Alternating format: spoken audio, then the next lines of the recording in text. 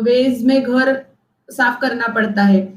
आपके घर में और कम नंबर ऑफ पीपल है तो कम साफ सफाई का काम रहता है। वैसे ही बॉडी में जितने डिसीजेस है, जितने एसोसिएटेड फैक्टर है, उसी तरह बॉडी का क्लीन अप होना भी बहुत इंपॉर्टेंट है। और ओबेसिटी से ये करना, ओबेसिटी जिसमें है उनको करना, ये बहुत इंपॉर्टेंट चीज है। क्योंकि क्या है कि ओबेसिटी अकेली नहीं आती है। जो हमने देखा कि अनवांटेड डिसीजेस, तो ओबेसिटी खुद के साथ में बहुत सारे डिसीजेस का बर्डन लेके आती है। तो ये जो ओबेसिटी है उसके साथ आता है हाइपरटेंशन, बीपी की जो तकलीफ है वो, diabetes, then sleep related problems भी आती है, देन अर्थराइटिस यानी कि जो बोन और जॉइंट रिलेटेड डिसीजेस है, जैसे कि नी पेन बहुत बार ओबेस पेशेंट में देखा जाता है वेट की वजह से। या ये जो सब मेटाबॉलिक डिसऑर्डर्स है वो सब ओबेसिटी के साथ में आते हैं। और ये जो कचरा है बॉडी का वो हमें क्लीन करना है और हमारे बॉडी का ख्याल रखना है। ये बेसिक कंसेप्ट ओबेसिटी की है। तो fat to fit, it's a journey not a sprint. 21 days में वेट कम करो या 1 मंथ में 10 केजीज वेट करो, ऐसे जो कुछ प्रोग्राम्स आपको बाजार में मिलते हैं वो बहुत गलत तरीके से किए जाते हैं और उसके जो साइड इफेक्ट है वो बॉडी के ऊपर ज्यादा दिखाई देते हैं। तो हम यहाँ पे वेरी साइंटिफिकली देखेंगे कि क्या कर सकते हो आप खुद के लिए, और आयुर्वेदिक मेथोडोलॉजी से हम कैसे वेट कम करने में या ओबेस पर्सन को फिट बनाने में कैसे स्टेप वाइज जो प्रोटोकॉल्स है वो देखेंगे हम। तो ओबेसिटी क्या है, हमें सभी को पता है कि ओबेसिटी एक्सेस फैट या एबनॉर्मल फैट का एक्यूमुलेशन है। वो पर्टिकुलरली एब्डोमेन के ऊपर या हिप रीजन में ज्यादा दिखाई देता है।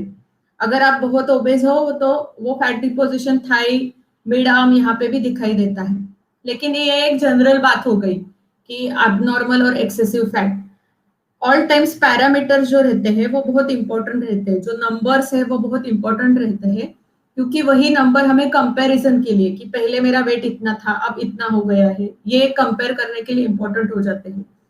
तो ये जो कुछ हम बीएमआई लेते हैं, बॉडी मास इंडेक्स, आपका जो वेट है उससे आपकी जो हाइट है उसका स्क्वायर से हम डिविडेशन करते हैं, उससे बीएमआई जो आता है। तो बेसल बॉडी मास इंडेक्स बहुत इंपॉर्टेंट पैरामीटर हम ओबेसिटी के लिए लेते हैं। तो जो ये बीएमआई है उससे हम ओबेसिटी का कैटेगराइजेशन करते हैं। तो हम यहाँ पे चार्ट में देख सकते हैं कि जो नॉर्मल बीएमआई रहता है वो 18.5 से 25 तक रहता है। उसके बाद में जो 25 से 30 तक बीएमआई अगर है तो आप ओवरवेट हो।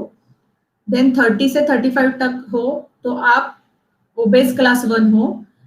35 से 40 तक ओबेस क्लास 2 और 40 के ऊपर जो है वो ओबेस क्लास 3 है। तो ये ओबेसिटी बहुत ज्यादा है। तो यहाँ पे हम देखेंगे कि वुमन की जो लाइफ साइकिल है उसमें ओबेसिटी का डिस्कशन क्यों इम्पोर्टेंट है। मैंने एनीमिया के भी टॉपिक में आपको बताया था कि वुमन लाइफ साइकिल में 4 इंपॉर्टेंट फेजेस होते हैं। ये कोई डिसीज नहीं है, लेकिन फिजियोलॉजिकल एंटिटीज बदलती रहती है, हार्मोनल चेंजेस होते रहते हैं। उसके हिसाब से उसका जो पूरा कॉम्पैक्ट है तो वो हमारे बॉडी के ऊपर आ जाता है। जैसे हम बोलते हैं कि मेनार्के है, मेनोपॉज है, बीच में प्रेगनेंसी है और पोस्टपार्टम पीरियड है। मेनार्के जब हमारी मेंस्ट्रुअल साइकिल स्टार्ट हो जाती है, देन प्रेगनेंसी, पोस्टपार्टम और मेनोपॉज, ये 4 फेजेस वुमन के लाइफ में फिजियोलॉजिकली चेंजेस देती है और वहां पे ओबेसिटी आने के चांसेस है वो सबसे ज्यादा रहते हैं। तो ये जो ओबेसिटी का discussion with respect to woman, ये फेजेस और हार्मोनल चेंजेस के हिसाब से बहुत इंपॉर्टेंट हो जाता है। जब पेशेंट क्लिनिक में आता है कि मुझे ओबेसिटी है तो हम क्या क्या देखते हैं, तो अलोंग विथ वेट हम बीएमआई कैलकुलेट करते हैं। ये जो बीएमआई है वो आपको बहुत सारे ऑनलाइन कैलकुलेटर्स या ऐप भी मिल जाएंगे प्ले स्टोर पे, जहाँ पे आप बीएमआई कैलकुलेट कर सकते हो। देन वेस्ट सरकमफरेंस, ये बहुत इंपॉर्टेंट चीज है। वेस्ट सरकमफरेंस है अम्बिलिकस और जो पेल्विक बोन रहता है उसके बीच में का जो सरकमफरेंस है उसे हम वेस्ट सरकमफरेंस बोलते हैं। Then waist to hip circumference ratio, skin fold measurement, ये तो बहुत इजीली होने वाली मेजरमेंट है स्किन फोल्ड। आप अगर थोड़ा सा बैठे हुए लीन हो जाओ और अपने हाथ से आप देख सकते हो कि कितना फोल्ड स्किन का एब्डोमिनल एब्डोमेन के ऊपर का आपके पिंच में आ रहा है, उतना आप इंच में मेजरमेंट लेके रख सकते हो। तो skin fold measurement is very important. Then relative fat mass, बहुत बार ऐसा होता है कि कुछ एथलीट रहते हैं और बहुत सारा एक्सरसाइज किया होता है अर्लियर एज में, या कुछ फिजिकल एक्टिविटी वाले कुछ काम रहते हैं महिलाओं में, फिर बाद में अराउंड 40-45 उनकी ओबेसिटी या अचानक वेट गेन होता है, तो वहां पे जो मसल मास उनका बहुत अच्छा रहता है due to good exercise, previous good exercise. तो यहाँ पे जो उनका फैट मास कितना है और मसल मास कितना है वो जानना बहुत इंपॉर्टेंट हो जाता है। तो रिलेटिव फैट मास और बॉडी फैट मास, इससे हम ये पता कर सकते हैं कि जो हमारा फैट का परसेंटेज बॉडी में कितना है और मसल का परसेंटेज हमारे बॉडी में कितना है। तो ये सब चीजें हम जब एग्जामिन करते हैं तो पेशेंट की लेके रखते हैं, जिससे हमें कंपैरेटिव पता चलता है। बहुत बार ऐसे देखा जाता है कि पेशेंट क्लिनिक में आता है और उसका वेट सिर्फ मेजर किया जाता है, फिर 15 दिन का मेडिसिन या महीने भर का मेडिसिन दिया जाता है। तब क्या हो जाता है, 1 महीने 15 दिन के बाद पेशेंट फिर से जब आता है तो सिर्फ उसका वेट दोबारा किया जाता है, तो ज्यादा वेट लॉस नहीं दिखाई देता है, 1-2 केजीज तक ही वेट लॉस किया जाता है। फिर उसका जो मन रहता है वो ये हो जाता है कि अरे मैंने तो इतना सब किया वेट लॉस के लिए लेकिन कुछ नहीं हो गया। तो बहुत बार ये जो स्किन फोल्ड मेजरमेंट है उसमें चेंजेस आए हुए रहते हैं, या फिर जो बॉडी फैट मास है वो भी कम दिखाई देता है, क्योंकि फैट कम करने के लिए ही हम ओबेसिटी में काम करते हैं। तो ये जो सब पैरामीटर्स है वो आप घर पे भी देख सकते हो, लिख के रख सकते हो, so that we can compare after 1 month या 2 month according to your obesity और टाइप। अब हम आगे जाएंगे टाइप ऑफ ओबेसिटी के। यहाँ पे ये भी एक बहुत इंपॉर्टेंट चीज है। अगर आपने सेकंड पिक्चर देखा है तो उसमें एक जो पहला पिक्चर है, सेकंड पिक्चर में का जो पहला पिक्चर है, वहां पे आप देख सकते हो कि फैट का जो डिस्ट्रीब्यूशन है वो थ्रू आउट नेक से लेकर लोअर एब्डोमेन तक है। तो ये जो ओबेसिटी है वो पर्टिकुलरली ओवर ईटिंग की वजह से दिखाई देती है, कि जो हम डबल चिन बोलते हैं, या हमारे जो एब्डोमेन है, चेस्ट है, अपर आर्म्स है, उसके सब जगह पे फैट का डिस्ट्रीब्यूशन मिलता है। देन सेकंड पिक्चर में का सेकंड पिक्चर आपने देखा तो वहां पे टिपिकली लोअर एब्डोमेन के ऊपर फैट का डिस्ट्रीब्यूशन दिखाई देता है। तो वहां पे आप देख सकते हो ये स्ट्रेस की वजह से रहता है। Then third picture is typical male obesity, जिसमें फैट डिस्ट्रीब्यूशन अपर और लोअर एब्डोमेन के ऊपर रहता है। ये सेडेंटरी लाइफस्टाइल, यानी कि काम बैठे जगह पे काम करते रहना, एसी में बैठ के 8-8 9 घंटे बिना हिले काम करते रहना और फिजिकल एक्टिविटी जीरो, इसकी वजह से दिखाई देने वाली ओबेसिटी है। Then fourth picture is of महिलाओं में काफी पाई जाती है। यहाँ पे जो फैट पर डिस्ट्रीब्यूशन है वो हिप रीजन और thighs region up to your knee joint वहां तक दिखाई देता है। तो ये जो है टिपिकली हार्मोनल इम्बैलेंसेस के वजह से होने वाली ओबेसिटी है। ये फीमेल में काफी दिखाई देती है, लेकिन उसका जो यानी कि उसकी जो रिस्क है वो कम रहती है। देन पेट के ऊपर जो फैट का डिस्ट्रीब्यूशन है आफ्टर प्रेगनेंसी या डिलीवरी के बाद दिखाई देता है, लेकिन बहुत बार ग्लूटेन की एलर्जी रहने पर भी, यानी कि कुछ इंटेस्टाइनल डिसऑर्डर है तो टिपिकली दिखाई देती है। और जो थाइज और नीचे काफ मसल तक जो ओबेसिटी है वो बहुत रेयर है, वो वेनस डिसीजेस में दिखाई देने वाली ओबेसिटी है। तो यहाँ पर हमने टाइप्स देखे, 6 टाइप्स ब्रॉडली हम देखेंगे तो हमें 2 टाइप में उसका डिस्ट्रीब्यूशन दिखाई देगा। एक है कि एप्पल शेप ओबेसिटी और सेकंड है पेयर शेप ओबेसिटी। तो यहाँ पे जो एप्पल शेप ओबेसिटी है वो टिपिकली एप्पल शेप की तरह, यानी कि जो हिप सरकमफरेंस है वो कम और पियर शेप में हिप सरकमफरेंस जो है वो ज्यादा। ये 2 टाइप की ओबेसिटी हमें दिखाई देती है। तो यहाँ तक हमने देखा कि ओबेसिटी के पैरामीटर्स क्या है, बीएमआई के अलावा हम और क्या क्या ले सकते हैं। अगर आपके पास मेजरिंग टेप है तो आप mid arm circumference, thigh circumference सब ले सकते हो। फिर हमने देखा कि ओबेसिटी पियर शेप और एप्पल शेप और उसके हिसाब से अंदर के मेटाबॉलिक क्या क्या चेंजेस हो गए हैं, ये भी हमें देखा है। तो हम आप अभी देखेंगे कि कंसेप्ट ऑफ डाइट क्या है, यानी कि ओबेसिटी में डाइट कैसा लेना चाहिए।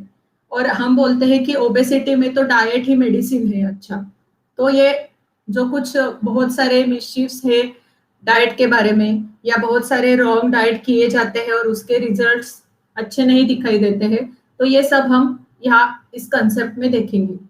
तो हम सभी को पता है कि डाइट का बेसिक काम है फ्यूएलिंग ऑफ द बॉडी। जो कुछ हम खाते हैं उसकी एनर्जी मिलती है और वो एनर्जी आपके सेल तक, टिश्यू तक, ऑर्गन तक जाती है। तो आपका जो सेल है, टिश्यू है और ऑर्गन है, उसका काम करने की जो एनर्जी है वो डाइट से मिलती है। बहुत बार ऐसा होता है कि ये डाइट अगर अच्छा नहीं मिल गया तो जो कुछ हार्मफुल इफेक्ट्स है वो दिखाई देना स्टार्ट हो जाता है। तो इम्पोर्टेंस डाइट का बहुत ज्यादा है ओबेसिटी के पेशेंट में। फिर जो हम देखेंगे ये जो कुछ कॉजेस है ओबेसिटी के, तो यहाँ पे इन्वायरमेंटल, जेनेटिकल, हार्मोनल की वजह से, मेडिकेशन की वजह से बहुत सारे कॉजेस दिखाई देते हैं। लेकिन ये थोड़ी स्लाइड आगे पीछे हो गई है। तो जो ये कुछ कंसेप्ट ऑफ डाइट है, यहाँ पे हमको क्या देखना है कि अच्छा डाइट मिलना बहुत इंपॉर्टेंट हो गया है। तो अच्छा डाइट में हम क्या देख सकते हैं कि अगर मैं डाइट कर रही हूँ और फिर भी मुझे एनर्जी लेवल कम दिखाई दे रही है, अगर मेरा वेट लॉस नहीं बल्कि वेट गेन हो रहा है और डाइजेस्टिव प्रॉब्लम आ रहे हैं, तो ये जो डाइट है वो खराब रॉन्ग होने की संभावना ज्यादा रहती है।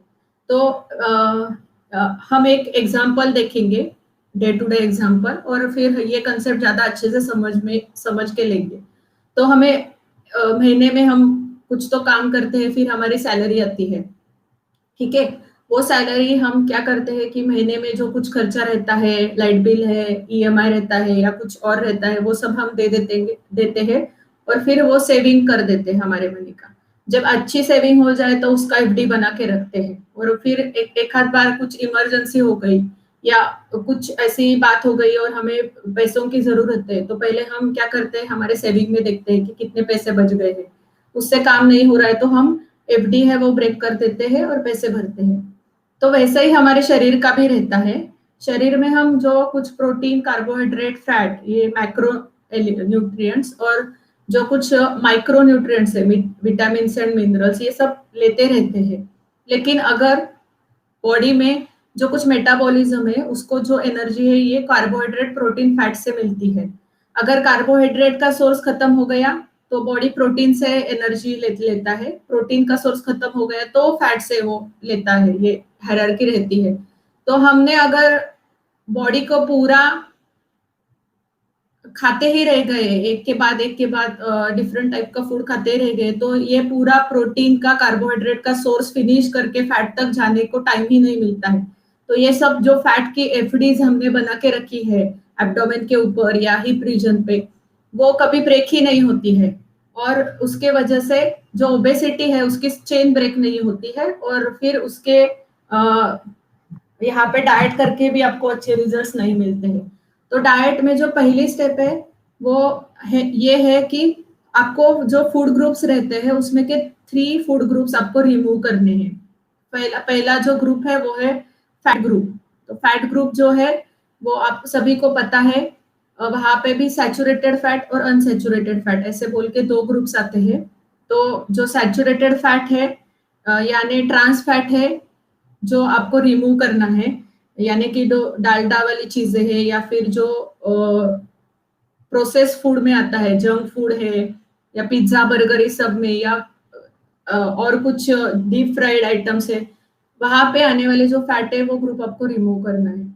जो अनसैचुरेटेड फैट है यानी कि नेचुरल सोर्सेस से मिलने वाला फैट या ऑयल, जैसे कि पीनट से मिलने वाला ऑयल, सेजम से मिलने वाला ऑयल, या जो कुछ हम काऊ घी यूज करते हैं डे टू डे लाइफ में, वो सेहत के लिए ज्यादा, अगर गुड क्वांटिटी में लिया तो ज्यादा हार्मफुल नहीं रहता है। लेकिन ये फैट ग्रुप है ना, वो आपको टोटली रिमूव करना है अगर आप ओबेसिटी के लिए कुछ डाइट प्लान कर रहे हो तो। दूसरा ग्रुप है शुगर ग्रुप, जो सब हमारी त्योहार में बनी हुई चीजें हैं वो आपको कम करनी है।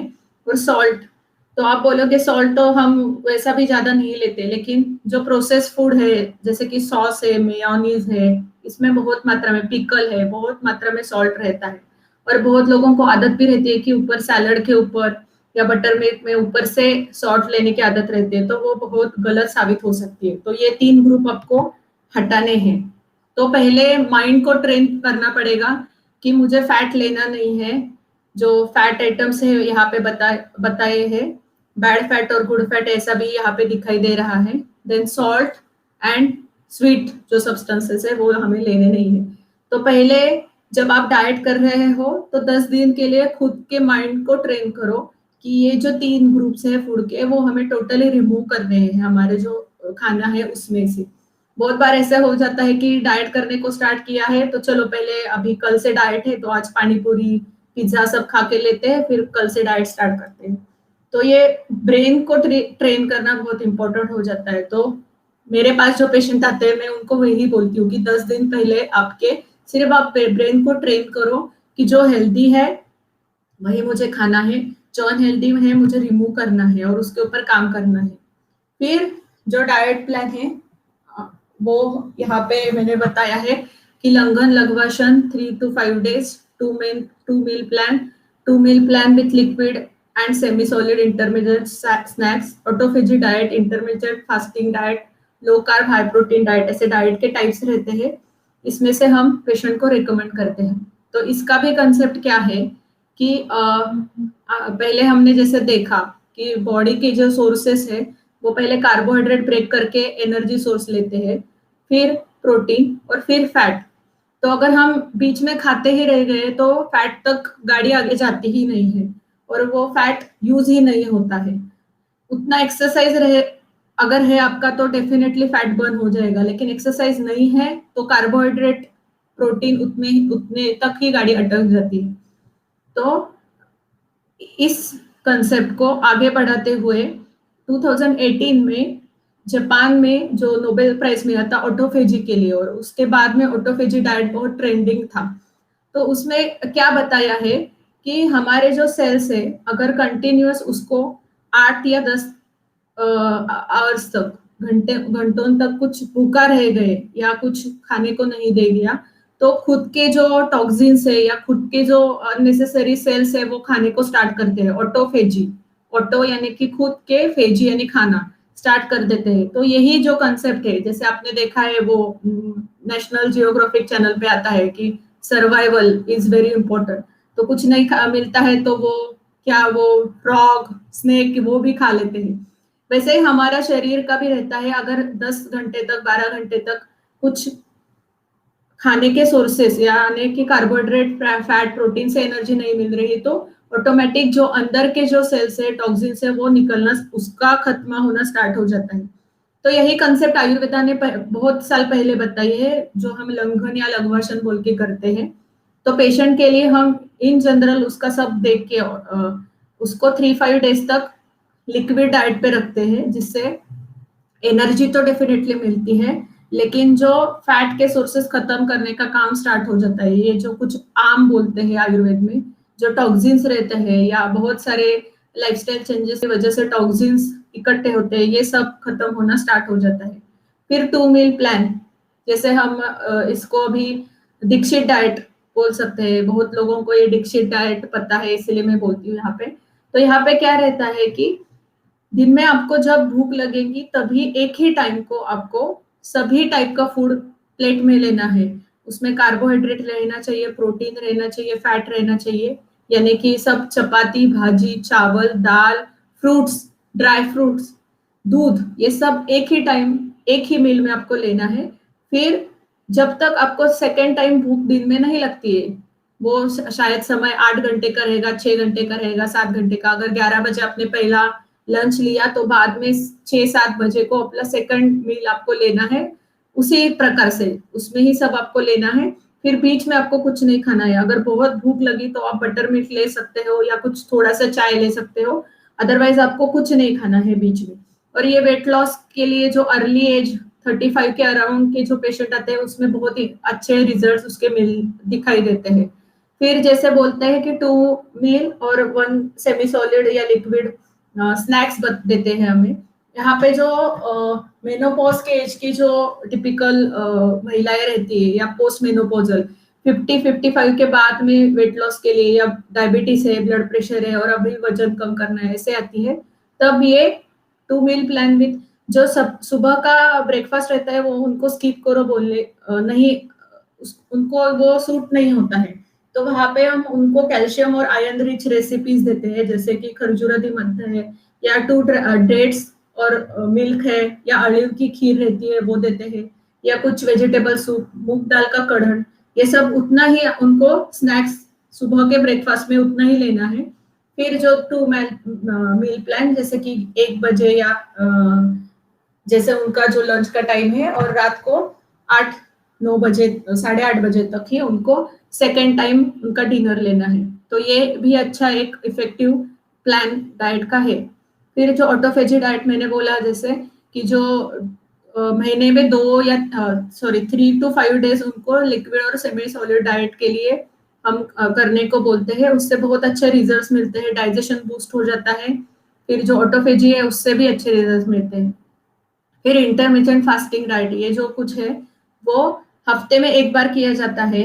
यहाँ पे आपको आपका जो खाने का पैटर्न है वो वैसे ही फॉलो करना है, लेकिन हफ्ते में 1 बार आपको 12 से 16 घंटों तक उपवास रखना है। समय इन जनरल बोलूंगी तो 12 से 16 घंटे तक आपको कुछ खाना नहीं है, लेकिन ये जो 12 से 16 घंटे है वो हमारे स्लीपिंग टाइम में हम इंक्लूड करते हैं।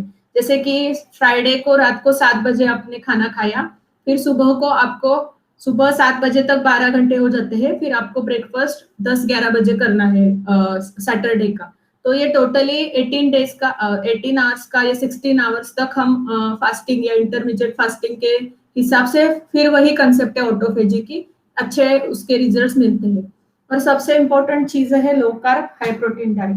तो जो हमारा इंडियन कल्चर है उसमें कार्बोहाइड्रेट्स के बहुत ज्यादा मात्रा हमारे डाइट में रहती है। चावल है या रोटी है, सब में कार्बोहाइड्रेट रहता है और मेजर उसकी ही क्वांटिटी रहती है। तो हम पेशेंट को बोलते हैं कि अगर तुम 4 रोटी खा रहे हो तो 2 कर दो, अगर राइस आप 1 बाउल ले रहे हो तो आधा कर दो, और जो आपकी सब्जी है उसकी क्वांटिटी डबल कर दो, और जो आप कुछ दाल ले रहे हो उसकी क्वांटिटी डबल कर दो, और सलाद आप इसमें ऐड कर दो। तो ये है लो कार्ब और हाई प्रोटीन डाइट। उसमें हम वो कार्बोहाइड्रेट का टोटल परसेंटेज कम कर देते हैं। और 3 ग्रुप तो हमको पहले से ही अवॉइड करने हैं, जिसमें सॉल्ट है, स्वीट है और फैटी ग्रुप है। तो वो हमें कंपलसरी, जो बेकरी प्रोडक्ट्स है, बिस्किट, केक, वो कुछ खाना नहीं है। वो तो माइंड को ट्रेन करना बहुत इंपॉर्टेंट है। तो ये डाइट प्लान्स हम कुछ यूज करते हैं। देन क्या बहुत बार ऐसे हो जाता है कि फैक्टर्स इन्फ्लुएंसिंग गुड डाइजेशन। तो बहुत बार डाइजेस्टिव पावर वीक हो जाती है ओबेसिटी के वजह से। कुछ भी खाया तो गैसेस हो जाते हैं या इंडाइजेशन की तरह हो जाता है। आम जो मैंने कंसेप्ट बताई कि बहुत ज्यादा दिन भर खाते ही रहते हैं कोई कोई लोग, कुछ मिला, बिस्किट मिला, चिप्स मिला, फिर डेली जो खाना रहता है उसके बीच बीच में कुछ ना कुछ तो मुंह में चले ही जाता है। तो ऐसे लोगों में वो डाइजेशन प्रॉपर तरीके से नहीं होता है, तो टॉक्सिन्स जिसको आम बोलते हैं वो होता है। देन टाइप ऑफ फूड, अगर आप बहुत हेवी फूड ले रहे हो, और टाइमिंग ऑफ फूड, जो ऐसा हम बताते हैं कि रात का खाना और स्लीपिंग टाइम, इसमें 2 घंटे का तो डिस्टेंस चाहिए। बहुत बार ऐसा देखा जाता है कि 11 बजे रात का डिनर होता है, फिर डायरेक्टली सोने को जाते हैं, तो वहां पे भी बहुत सारे ट्रबल्स दिखाई देते हैं। और प्रकृति and season also important, because जो पित्त, वात और कफ से प्रकृति जो बताई है, तो उसका भी इम्पैक्ट टोटली हमारे डाइट पे आते हुए दिखाई देता है। तो ये सब जो पैरामीटर्स है वो, फिर जो आपकी टाइप ऑफ ओबेसिटी है वो, फिर आपकी जो फेज है कि आप मेनोपॉजल हो या आप मेनार्के में हो या आपकी डिलीवरी हो चुकी है या आप प्रेग्नेंट हो, इसके सब पैरामीटर्स है, वो सब लगा के हम डाइट प्लान देते हैं। वैसे कुछ थंब रूल की तरह नहीं रहता है कि ये थंब रूल की तरह ये प्लान ले लो और 21 दिन में या 1 महीने में आपका वेट कम करो, ऐसा कुछ थंब रूल नहीं रहता है। तो इससे क्या होता है कि जैसे हमने बोला कि टोटली जो एनर्जी लेवल है वो बढ़ जाती है। जो बीच बीच में फास्टिंग दिया जाता है या जो लंघन और लघ्वाशन बोलते हैं, उससे जो ब्लड प्रेशर है, डायबिटीज है, यानी कि लाइफस्टाइल डिसऑर्डर है, इवन थायराइड, ये सब कंट्रोल में आने को स्टार्ट हो जाता है। इंसुलिन बार बार नहीं निकलता है, तो उससे ओबेसिटी भी कम होने को स्टार्ट हो जाता है। फिर इम्यूनिटी रिलेटेड ये सब जो हमारी सिस्टम्स है, उनको सबको बूस्ट अप हो जाते हैं और अच्छे रिजल्ट्स मिलना स्टार्ट हो जाता है। देन यहाँ तक हमने देखा कि डाइट का क्या कंसेप्ट है और डाइट हम कैसे प्लान कर सकते हैं और जनरली हम क्या क्या डाइट पेशेंट्स को देते हैं। तो अब हम यहाँ सेशन 2 में देखेंगे कि management according to different phases in woman. जैसे मैंने पहले बताया कि जो डिफरेंट फेजेस रहते हैं, मेनार्के है, देन मेनोपॉज है, बीच में प्रेगनेंसी यानी पोस्टपार्टम पीरियड, इसमें हर एक फेज के ऊपर जो हार्मोनल चेंजेस है उसके हिसाब से देना इम्पोर्टेंट है। तो पहले ही तो स्टेप ये है कि आइडेंटिफाई टाइप ऑफ ओबेसिटी, आप बीएमआई के हिसाब से कौन से ग्रुप में हो। देन सेकंड इज योर जो कुछ एसोसिएटेड कंप्लेंट्स है कि ओबेसिटी भी है, डायबिटीज भी है, ब्लड प्रेशर भी है, या कुछ लोगों को इनफर्टिलिटी की कंप्लेंट रहती है ओबेसिटी की वजह से, ये सब देखना पड़ता है। Step 3 is plan treatment according to gradation and type. तो उसके हिसाब से हमें प्लान करना है क्या डाइट लेना चाहिए, क्या मेडिसिन लेनी चाहिए और क्या उसका एक्सरसाइज का रोल क्या है। Then fourth is very important step, आपके माइंड को आपको ट्रेन करना है कि जो 3 ग्रुप्स बताए हैं वो टोटली बंद करने हैं आपको। ये सबसे इम्पोर्टेंट, और मैंने देखा ये बहुत लगता है इजी लेकिन करने को बहुत डिफिकल्ट स्टेप है। देन जो डाइट प्लान बोला है कि लंघन करना है महीने में 3 बार, महीने में 3 डेज के लिए, या फिर कुछ जो आपको type of 2 meal plan, 3 meal plan दिया है वैसे, और फिर पंचकर्म मेडिसिन अगर रिक्वायरमेंट है तो दिए जाते हैं। तो ये स्टेप्स है। अभी पहले फेज में हम देखेंगे कि एडोलेसेंस एज में जो ओबेसिटी रहती है, तो बहुत बार अभी लाइफस्टाइल चेंजेस के हिसाब से बोलो, या आप टीनेज ग्रुप में ओबेसिटी का परसेंटेज देख लो, स्कूल में आप देख सकते हो कि बहुत ज्यादा अभी परसेंटेज हो गया है ओबेसिटी का। और ओबेसिटी से होने वाला जो पीसीओडी है, पॉलीसिस्टिक ओवेरियन डिसफंक्शन, जहाँ पे आप देख सकते हो कि मेंस्ट्रुएशन साइकिल रेगुलर नहीं रहती है, फिर उसके जो हार्मोनल चेंजेस होते हैं उससे स्किन और हेयर में चेंजेस आ जाते हैं, टिपिकली पिंपल्स आना या रैश आना या ब्लैकनिंग ऑफ स्किन, ये प्रॉब्लम्स है। फिर वहां से जो स्टार्ट होता है वो इनफर्टिलिटी तक पेशेंट लॉन्च हो जाता है। हाई कोलेस्ट्रॉल रहता है, मेमोरी रिलेटेड भी प्रॉब्लम्स टीनेज गर्ल्स में बहुत ज्यादा दिखाई देते हैं। तो ये सब ओबेसिटी के कॉन्सिक्वेंसेस हैं। तो अगर ऐसे पेशेंट को हमें ट्रीट करना है तो ऑब्वियसली बहुत बार जो पैथोफिजियोलॉजी उसका स्टडी करना बहुत इंपॉर्टेंट हो जाता है।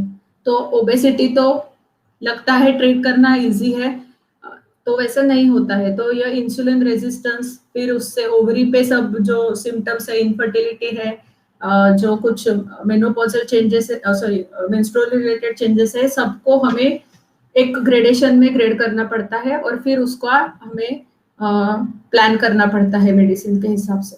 तो जो हम देखेंगे उसमें, तो पहले तो 2 तरह की मेरे यहाँ जो केसेस आते हैं वो मैं बताना चाहती हूँ आपको एक्सपीरियंस।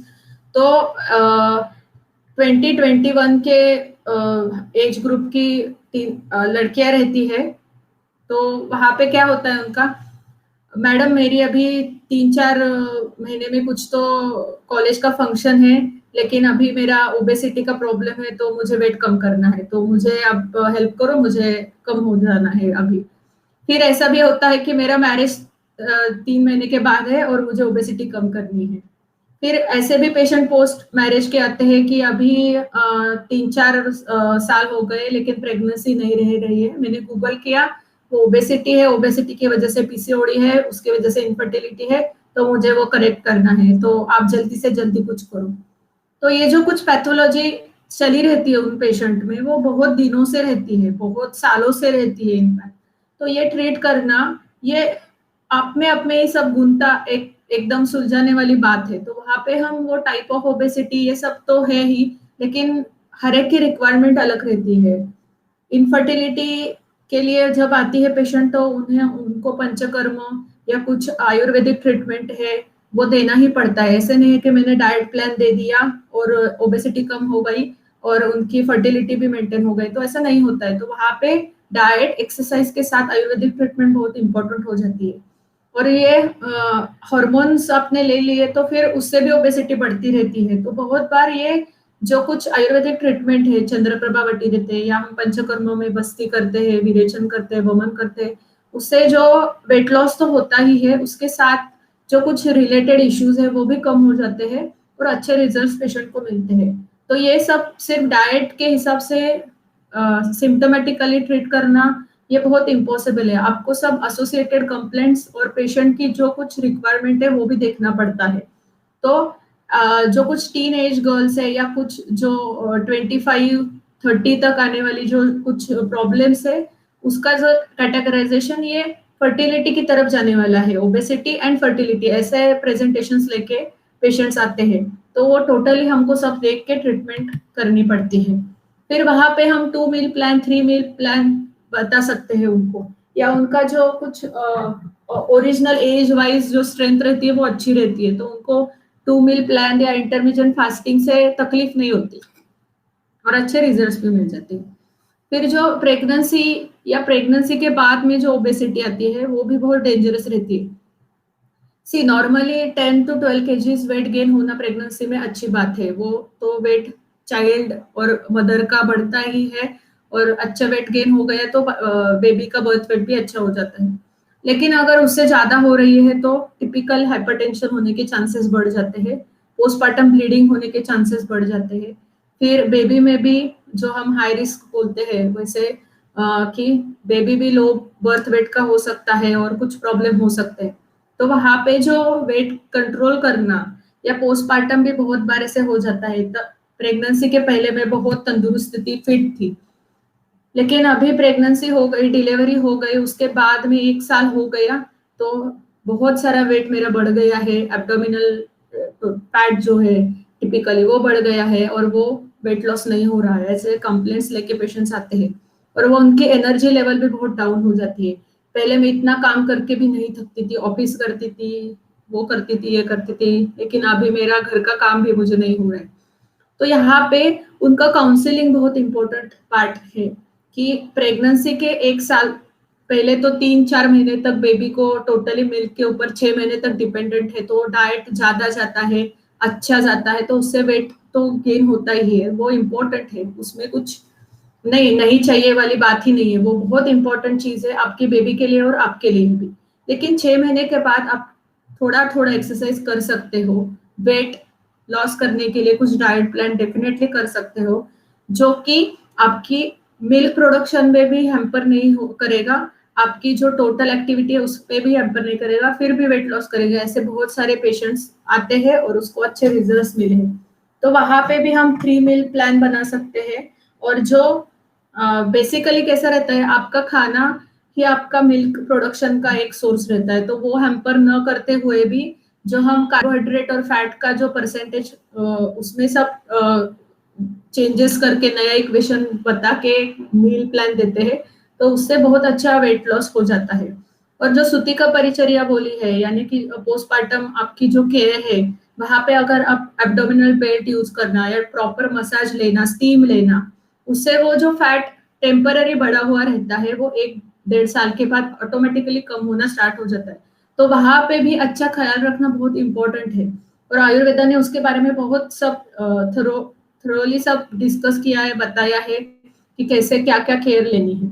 तो ये बहुत इंपॉर्टेंट हो जाता है ओबेसिटी, प्रेगनेंसी और बाद में जो होती है। फिर मेनोपॉजल एज में भी ऐसे ही दिखाई देता है कि मेनोपॉज हो गया है पेशेंट का 1 साल पहले, और फिर आती है कि तब से मेरा वेट बढ़ गया और ब्लड प्रेशर का जो तकलीफ थी वो भी बढ़ गई, और जो कुछ डायबिटीज भी बॉर्डर लाइन शुरू हो गया है, ऐसे लेके पेशेंट आती है।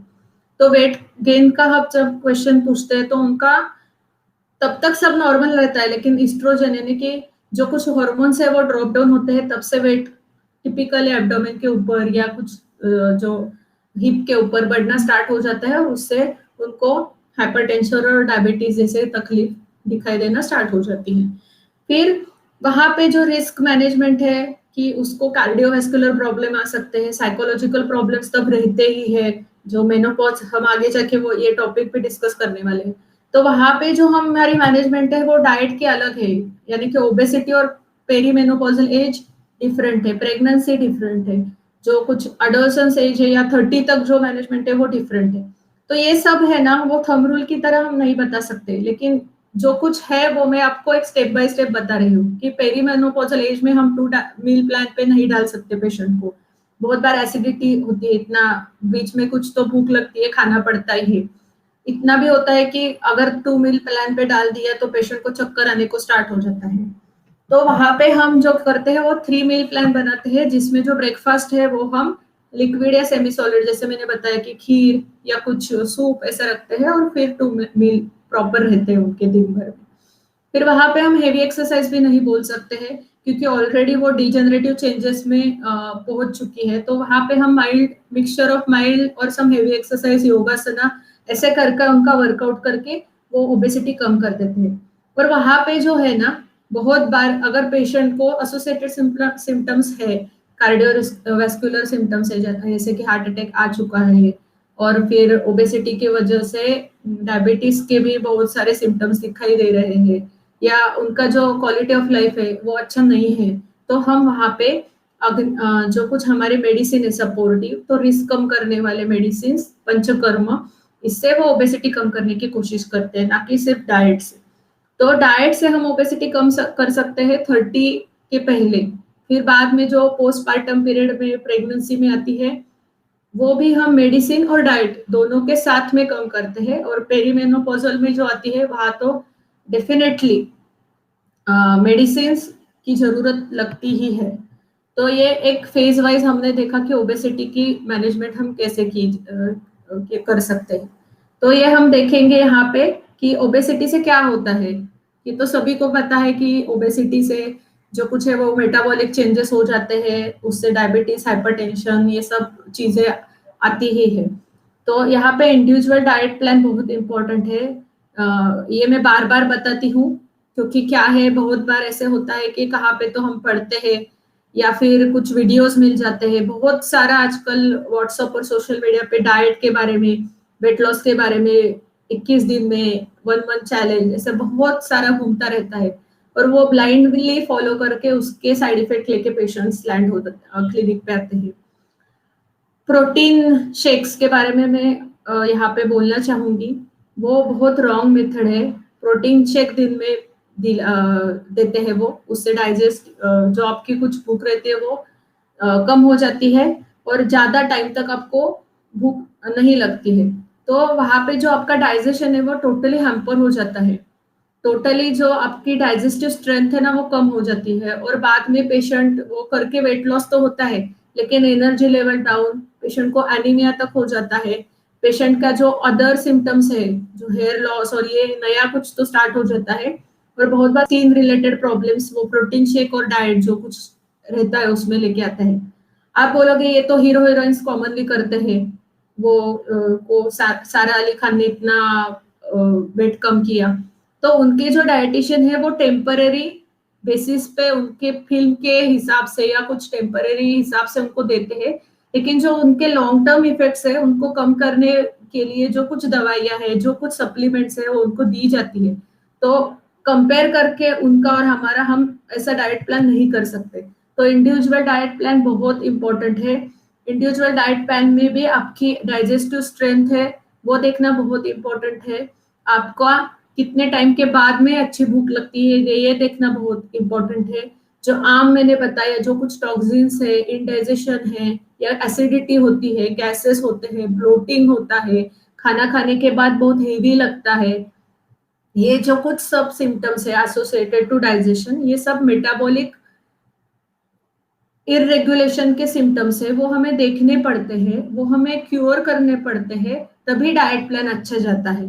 तो ये जो बेसिक है कि डाइट आप लेते हो, लेकिन उसका जो डाइजेशन है, एक्सक्रीशन है, वो हमारे स्टमक में, लीवर में, सब एसोसिएटेड ऑर्गन्स है वहां पे होने वाला है। तो वहां पे भी जो कुछ चीजें हैं उनका बैलेंस रखना, यानी कि जैसे हमने बताया ऊपर डाइट में 3 ग्रुप्स आपको मिस करने हैं, फिर 2 मील प्लान लेना है, 3 मील प्लान, ये अपने हम क्या खा सकते हैं ये देखा, लेकिन हमारी बॉडी वो डाइजेस्ट करने के लिए क्या-क्या पैरामीटर्स है, ये सब देखना भी बहुत इम्पोर्टेंट हो जाता है। तो ये जो कुछ सब ट्रबल्स है वो देख के ही आपको उसको करेक्ट करके ही उसको मेडिसिन से या पंचकर्म से करेक्ट करके ही जो डाइट प्लान देते हैं वो लॉन्ग टर्म के लिए आपका वेट जो है वो कम करके मेंटेन रखता है। और वो ऐसे भी नहीं है कि 3 मंथ में वेट कम हो गया तो आप कुछ भी खा सकते हो। जो रेगुलर अगर जेनेटिक है ओबेसिटी या कुछ आपकी लाइफस्टाइल ही ऐसी है सीडेंटरी टाइप की, आपको एसी में बैठ के काम करना ही पड़ता है 8-8 घंटे के लिए, तो आपको एक्सरसाइज करना और डाइट मेंटेन करना वो मैंडेटरी है। वो ऐसा नहीं होता है कि 3 महीने के बाद भी वैसे ही रह जाए। तो आयुर्वेदिक जो मेडिसिन है वैसे मैंने पहले बताया कि वो जो मेटाबॉलिज्म है वो जो डिस्टर्ब हो गया है उनको करेक्ट करने वाली मेडिसिन, फिर जो फैट एक्यूमुलेट हो गया है उसको स्क्रबिंग करने वाली मेडिसिन, और फिर जो कुछ और एसोसिएटेड कंप्लेंट्स है जैसे हमने देखा कि एडोलेसेंस एज में या 30 के आसपास इनफर्टिलिटी तक की कंप्लेंट्स लेके पेशेंट आते हैं तो वो करेक्ट करने वाली, या फिर कुछ मेनोपॉजल एज है वहां पे ओबेसिटी रिलेटेड हाइपरटेंशन है, डायबिटीज है, या ओबेसिटी के वजह से नी पेन है, टिपिकली जॉइंट पेन होते हैं, तो वो सब कुछ क्योर करने वाली होलिस्टिक अप्रोच रहता है, ना कि सिम्टोमेटिक अप्रोच कि हाइपरटेंशन है तो ये मेडिसिन ले लो, डायबिटीज है तो ये मेडिसिन। रूट कॉज को ट्रीट करना बहुत इंपॉर्टेंट है। अगर ओबेसिटी रूट कॉज है और आपका मेडिसिन से, गुड एक्सरसाइज से और गुड डाइट से वजन वेट कम हो रहा है तो ऑटोमेटिकली आपके जो अलाइन सिम्टम्स है जैसे कि डायबिटीज, ब्लड प्रेशर, वो कम हुए हुए दिखाई देते हैं। तो जो मेडिसिन है वो वैसा काम करते हैं। फिर मैंने पंचकर्म का आपको बोला कि कभी कभी जो है वो जल्दी सब चाहिए रहता है। जो हम बोलते हैं ना कि अभी मैं 3 मंथ्स में मेरी शादी है, मुझे अभी कम वेट कम ही करना है, मुझे अच्छा ही दिखना है, तो ये जो कुछ जल्दी रहता है तब पंचकर्म बहुत अच्छा रिजल्ट देता है। दूसरी बात, जो क्रॉनिक डिसीजेस रहते हैं कि बहुत साल से ओबेसिटी है, डायबिटीज है, हाइपरटेंशन है, वहां पे जो डिटॉक्स करने वाले जो कुछ कर्म रहते हैं वो आपको बॉडी को बूस्ट अप कर देते हैं, क्लीन कर देते हैं। पहले हमने देखा ना कि जो पेंटिंग करवाते हैं, घर अच्छा करवाते हैं, जैसे हमें लगता है चलो इस दिवाली को हमारा घर पूरा नया हो गया, तो वो जो कुछ नया करने वाली, जो मेटाबॉलिज्म को रिबूस्ट करने वाली जो चीजें है वो पंचकर्मा से होती है। तो डेफिनेटली पंचकर्म के बाद मेटाबॉलिज्म इतना अच्छा हो जाता है कि मेडिसिन का एब्जॉर्प्शन या आपका जो कुछ डाइट है उसका जो रिजल्ट है कंपैरेटिव टू विदाउट पंचकर्म वो बहुत अच्छे दिखाई देते हैं। तो ये पंचकर्म का रोल रहता है। फिर व्हाट अबाउट एक्सरसाइज, ये तो बहुत इंपॉर्टेंट पॉइंट है, ये तो चाहिए ही।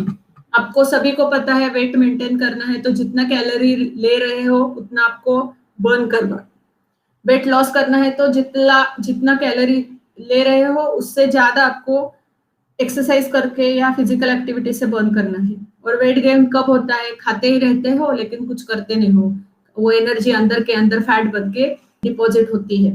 तो वहाँ यहाँ पे एक्सरसाइज बहुत इंपॉर्टेंट रोल प्ले करता है। और ओबेसिटी है 30 के पहले, अगर ओबेसिटी है विद नॉट हैविंग बेबी, ऐसा मैं एक अप्रोक्सीमेट एज बताती हूँ कि आप को बेबी नहीं है, प्रेगनेंसी वगैरह नहीं हुई है और उससे पहले आपको ओबेसिटी है तो फिजिकल एक्टिविटी अच्छी होना बहुत इंपॉर्टेंट है। एक्सरसाइज जो है वो कार्डियो टाइप के हेवी एक्सरसाइज इंपॉर्टेंट है। इसमें आप स्किपिंग कर सकते हो, फिर आप साइकिलिंग कर सकते हो, रनिंग कर सकते हो, लेकिन ऐसे योगासन करके या घर में कुछ तो मैं करती हूँ ऐसा करके कुछ नहीं होता है। वेट लॉस के लिए स्वेटिंग होना उतना ही इम्पोर्टेंट है, तो ये एक आप ध्यान में रखो। फिर हमने देखा कि प्रेगनेंसी के बाद में या 1-2 साल में जो वेट बढ़ता है तब हम टोटली जो मसल है उनके ना वो टोटली स्ट्रेंथ पूरी गई होती है डिलीवरी के बाद और एक्टिविटी भी नहीं रहती है, तब हम धीरे धीरे से योगा से स्टार्ट करके फिर उनको हेवी एक्सरसाइज के ऊपर डालते हैं और वेट लॉस करवाते हैं। तो उससे उनकी एनर्जी जो मसल स्ट्रेंथ है वो भी रीगेन हो जाता है। आपको पता है मेरी कोम ने बच्चों के बाद में भी आके गोल्ड मेडल ये किया, तो वहां पे वो जो है एक्सरसाइज का रोल कि back to your previous strength वो वहां पे हो जाता है। और जो पेरीमेनोपॉजल एज है 45 के अराउंड, या फिर जो सीनियर सिटीजन है 60 के बाद में जो पेशेंट्स आते हैं ओबेसिटी के लिए, वहां पे हम हेवी एक्सरसाइज उनको नहीं बता सकते, ऑलरेडी डिजेनरेटिव चेंजेस हो गए हैं, वहां पे हम नहीं बता सकते कि आप दौड़ने को जाओ या कुछ कुछ कुछ रहते हैं, डेफिनेटली रहते हैं, अच्छी बात है। वैसे मेंटेन 30 से आप हमारे दिमाग में रहना चाहिए कि 60 में मैं दौड़ती रहनी चाहिए, ये बहुत अच्छी बात है। लेकिन वहां पे हम एक्सरसाइज नहीं बता सकते, तब योगा और कुछ जो हेवी एक्सरसाइज है, टिपिकली जो एब्डोमेन के ऊपर थोड़ा सा मसल को ये करने वाले जो एक्सरसाइज है वैसे हम मेंटेन करके उनकी ओबेसिटी, और ऑब्वियसली वहां पे पंचकर्मों का रोल इंपॉर्टेंट हो जाता है, क्योंकि उतना हम फिजिकली एक्टिविटी वहां पे नहीं दे सकते। तो ये हो गया एक्सरसाइज के बारे में। तो आपको मिनिमम 45 मिनट्स का एक्सरसाइज तो वहां पे करना बहुत इंपॉर्टेंट हो जाता है। फिर जो रिस्क मैनेजमेंट है वो हम कैसे करेंगे ओबेसिटी के साथ में, तो अच्छी गुड फूड हैबिट्स है, खाना दिन में जो खा रहे हैं वो टाइम पे खाओ, टाइम मिस मत करो, थोड़ा सा कम खाओ, जितनी भूख है उससे थोड़ा सा कम ही खाओ। फिर जो आपकी स्लीपिंग टाइम है और डिनर, उसमें 1.5 से 2 घंटे का डिस्टेंस रहना चाहिए। थोड़ा सा एक्टिविटी दिन भर में होनी चाहिए। योगासन और एक्सरसाइज आप प्लान कर सकते हो अकॉर्डिंग टू योर एज और other associated factors. Then oil massage, अगर आपको पॉसिबल है, आप सीनियर सिटीजन हो तो एब्डोमेन और लोअर एब्डोमेन पे थोड़ा सा तिल तेल से या कुछ घर में रहेंगे तेल, भला तेल वैसा कुछ आयुर्वेदिक, तो वो फैट बर्निंग के लिए अच्छा, और उसके ऊपर हमने गर्म पानी से अगर ये किया, बात ले लिया, तो उससे भी बहुत रिलीफ मिल जाता है। देन नस से उद्वर्तन, ये भी कुछ अच्छी टेक्निक्स है। देन स्लीपिंग पैटर्न्स अच्छे फॉलो करो, अच्छे टाइम पे 6 से 8 घंटे तक अच्छी नींद होनी चाहिए। स्ट्रेस भी बहुत इंपॉर्टेंट पॉजिटिव फैक्टर है ओबेसिटी का, वो भी मेंटेन करना बहुत अच्छी ये है, रिक्वायरमेंट है। फिर रिस्क है according to type of obesity, आपको बताया है टिपिकली अगर एब्डोमेन के ऊपर फैट है तो कार्डियोवास्कुलर रिस्क रहती है, तो उसके लिए पहले तो ओबेसिटी कम करो, फिर कार्डियोवास्कुलर हिस्ट्री है घर में किसी को, तो उसके लिए कुछ अमृतारिष्ट, सॉरी अर्जुनारिष्ट, अर्जुन शिरपा कैसा आप कुछ ले सकते हो। फिर फैमिली हिस्ट्री की हिसाब से आप, अगर कैंसर है, बहुत बार देखा जाता है कि कैंसर का परसेंटेज बढ़ गया और obesity is directly related to cancer. So जो कुछ प्रिवेंटिव मेजर्स के लिए स्क्रीनिंग करना है, जैसे कि सोनोग्राफी करवानी है, ब्रेस्ट का एग्जामिनेशन सेल्फ करना है, ये कुछ चीजें हैं वो 40-45 के बाद करते ही रहना चाहिए, वो बहुत इंपॉर्टेंट है। Then according to age and phases of woman, वो हमने डिस्कस किया कि मेनोपॉज के वहां पे जो कुछ आपका डेफिशिएंसी है उसका ख्याल रखना, और जो ओबेसिटी की वजह से, अभी ओबेसिटी है तो जॉइंट पेन तो आना ही है, हाइपरटेंशन तो आना ही है, तो उसके हिसाब से आपको जो कुछ एक्सरसाइज है, टिपिकली नी जॉइंट के प्रॉब्लम स्टार्ट हो जाते हैं तो वो करनी है आपको। गायनेकोलॉजिकल अदर कोई फैक्टर्स रहेंगे कि पेरीमेनोपॉजल एज में बहुत बार हो जाता है कि ब्लीडिंग बहुत सारा हो जाता है, या हिस्टेरेक्टोमी करनी पड़ती है, या 45 to 50 रहता है एज मेनोपॉज का, लेकिन पहले ही 40 to 43 में हिस्टेरेक्टोमी हो जाती है, हॉर्मोन्स बंद हो जाते हैं अचानक से, और फिर ओबेसिटी आती है, तो वहां पे जो कुछ मैनेजमेंट है वो डिफरेंट है। तो ये सब जो है वो मैनेजमेंट रिस्क के लिए भी बहुत इंपॉर्टेंट है, वो आयुर्वेद से मिल सकते हैं आप सभी को। तो यहाँ तक हमने ये जो देखा, तो उसमें सबसे बड़ी चीज ये है, डाइट हो देखा, एक्सरसाइज देखा, आयुर्वेदिक मेडिसिन का रोल देखा, तो trick your brain into eating healthy, ये सबसे इम्पोर्टेंट चीज है, क्योंकि वही सब पार्टीज होती है, या हर संडे को बाहर होटल में जाना पड़ता है, या घर में भी अभी पिज्जा बच्चों के लिए बनता है, तो हम क्या हमारा अलग बनाएंगे क्या? ये जो सब चीजें हैं उसमें से क्या सॉल्यूशन निकाल लेंगे हम, वो हमारे हेल्दी लाइफ की तरफ अब हमको ले जाने वाली है, तो वो बहुत इंपॉर्टेंट है। और lastly, the problem is that obesity runs in our family. Doctor says, no, the problem is no one runs in your family. So exercise is very important. So take care of yourself with various ways. और अगर आपको कुछ questions रहेंगे तो मुझे please chat box में डाल दो, मैं आपको ये करूंगी।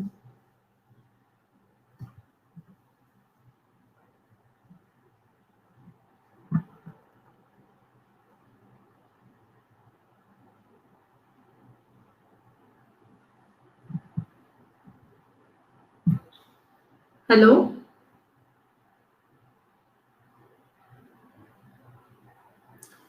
क्वेश्चन यहाँ पे एक चैट बॉक्स में दिखाई दे रहा है। I am having planter facilities. तो मेरा नंबर यहाँ पे है, तो आप मुझे कॉल कर सकते हो। मैं फिर डिटेल में आपकी हिस्ट्री और ये सब देख के आपको मेडिसिन और ये सब बताऊंगी। अदर कुछ पॉजिटिव फैक्टर, आपका एज, ये सब इम्पोर्टेंट है, तो मैं आपको बताऊंगी।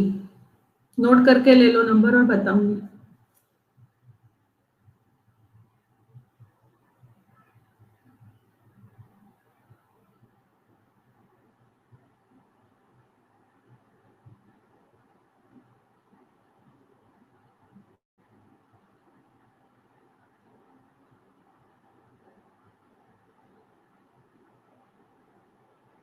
Someone is typing. Let's wait for her.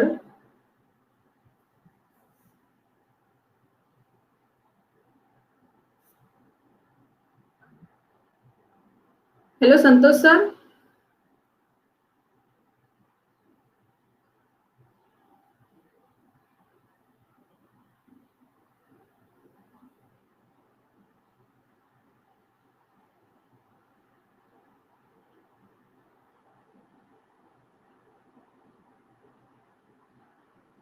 यहाँ पे क्वेश्चन पूछा है, 12 to 14 hour fasting helps to weight loss, that what you said, but it can lead to acidity problem also, right.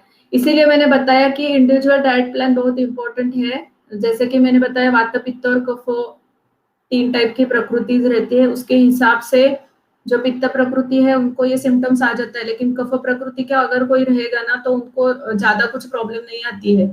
यानी कि 2-3 घंटा लेट हो जाए तो ऐसे एसिडिटी हो गई और ये कुछ नहीं होता है उनको। तो ये जो सब है 12 to 14 आवर फास्टिंग, ये हम देख के करने वाले हैं कि कौन सी प्रकृति है और आपको कैसे सूट हो जाएगा। दूसरी बात है, मैंने जो बताया कि इंटरमिटेंट फास्टिंग 12 to 14 आवर्स का, वो हम स्लीपिंग टाइम पे करते हैं। यानी कि आपको 12 आवर फास्टिंग करना है। अगर आपने रात का डिनर 7 बजे ले लिया, शाम को 7 बजे आपने डिनर ले लिया आपका, और फिर सुबह 7 बजे तक आपने कुछ नहीं खाया, तो ये स्लीपिंग टाइम में आपका 12 आवर्स कट जाता है, तो आपको ज्यादा तकलीफ नहीं होती है। और वैसे हम करेंगे ना तो एसिडिटी की भी तकलीफ नहीं होती।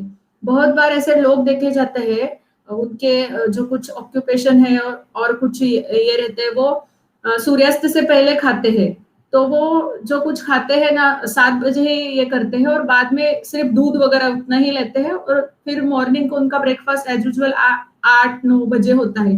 तो ऑटोमेटिकली उनका जो 10-12 आवर फास्टिंग होते ही रहता है, तो उससे वो जो कुछ उनकी जो हेल्थ अच्छी दिखाई देती है ना, उसका वही रीजन रहता है कि ऑटोमेटिकली उनका वो फास्टिंग हो रहा है। हम साइंटिफिकली ये बता देते हैं तब हमें पता चलता है, लेकिन अननोइंगली बहुत बार ये हम करते हैं, और ये करना चाहिए, हर एक को करना चाहिए। अगर आपका वीकेंड है तो आप ये डेफिनेटली ट्राई कर सकते हो कि आपको 12 आवर्स तक कुछ खाना नहीं है, और ये स्लीपिंग टाइम में लेना है। तो जैसे मैंने बताया कि 8 बजे डिनर तो होता ही है, 8 बजे किया, 8 बजे ब्रेकफास्ट लिया, या 8 बजे किया और 10 बजे ब्रेकफास्ट दूसरे दिन का लिया, तो 14 आवर्स का हो जाता है। तो वैसे हम मैनेज कर सकते हैं, और उससे एसिडिटी वगैरह की कंप्लेंट नहीं होती। अगर दिन में करना है, सुबह 6 बजे से मैं अभी रात ये फास्ट करूँ तो डेफिनेटली हो जाता है। हाँ, जो कीटो डाइट है ना, ये भी बहुत ट्रेंडिंग डाइट था 2012-14 के हिसाब से। तो वहां पे जो है doctor Shilpa Patil, I think, वहां पे ना फैटी जो सब्सटेंस है ना वो खाने के लिए बोलते हैं और लोड कर देते हैं, और जो फास्ट कर देते हैं। तो जो है वहां पे चॉकलेट्स, आइसक्रीम्स, ये सब अलाउ रहता है, बहुत अच्छा वाला डाइट रहता है। लेकिन इससे जो, अगर हम आयुर्वेद के हिसाब से देखे जाएंगे ना, तो यहाँ पे बहुत सारे आम की निर्मित, जैसे मैंने बताया, टॉक्सिन्स, और जो हमारा अग्नि रहता है जिसको हम डाइजेस्टिव स्ट्रेंथ या फायर बोलते हैं, वो टोटली डाउन हुआ हुआ दिखाई देता है। लेकिन कीटो डाइट है ना, वो टेम्पररी लेकिन क्विक रिजल्ट देने वाला है। तो बहुत बार ये जो हमारी फिल्म इंडस्ट्री है या कुछ इवन इन हॉलीवुड, ये क्विक रिजल्ट के लिए कि या फिर एथलीट्स में भी, कि अभी मेरा 14 केजी के अंडर 14 इयर्स एज है और मेरा 80 केजी के अंडर का 70 केजी में टर्न करना है मुझे, वो जो कुछ इवेंट रहता है, तो वहां पे हम कीटो डाइट यूज करते हैं और उससे फास्ट रिजल्ट मिलते हैं, लेकिन लॉन्ग टर्म के लिए हम ये डाइट नहीं कर सकते definitely.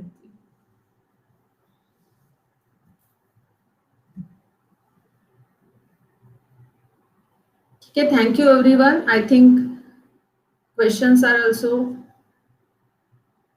Okay. Thank you. Thank you so much. Thank you. It was a wonderful presentation. Thank you so much. Okay. Thank you everyone and thank you Vedayu.